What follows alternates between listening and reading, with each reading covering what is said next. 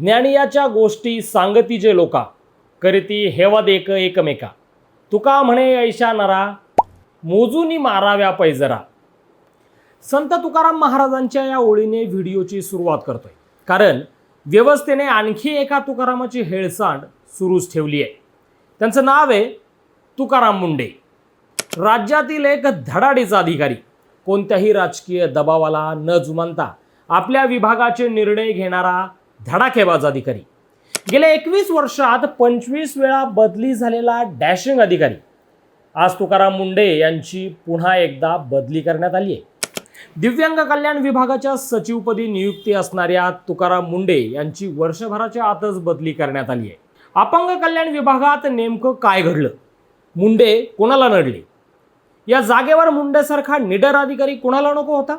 आणि आता तुकाराम मुंडे यांच्याकडे कोणती जबाबदारी असणार आहे, ते सगळं आपण या व्हिडिओत पाहणार आहोत. नमस्कार, मी अभिजित दराडे आणि तुम्ही पाहत आहात पॉलिटिकल महाराष्ट्र.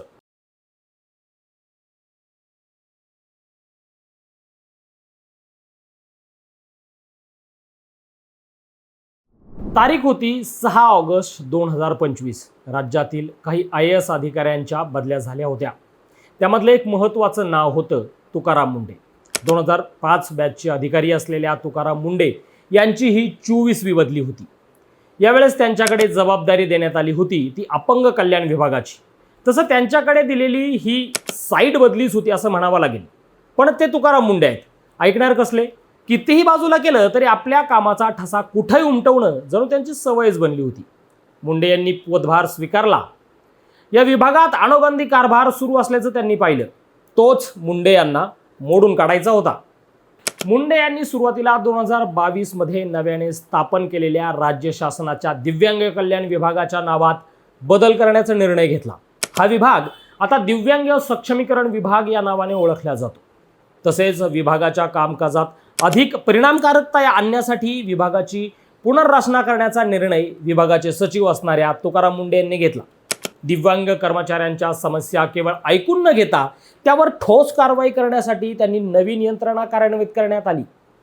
प्रत्येक जिल्ह्यात जिल्हाधिकाऱ्यांच्या अध्यक्षतेखाली आणि जिल्हा परिषदेच्या मुख्य कार्यकारी अधिकाऱ्यांच्या अध्यक्षतेखाली विशेष तक्रार निवारण बैठकीचं आयोजन करण्यात जाऊ लागलं.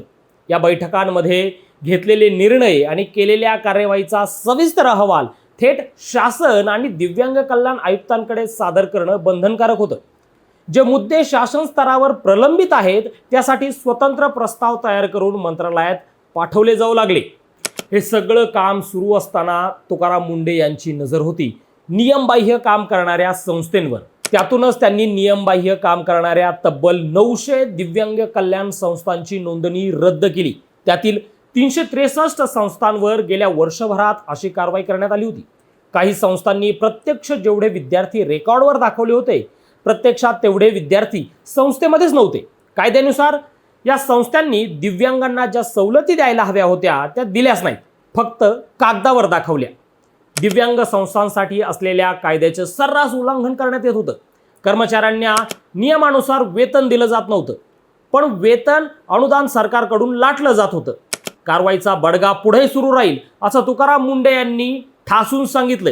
आणि इथंच त्यांच्या बदलीची गोम आहे.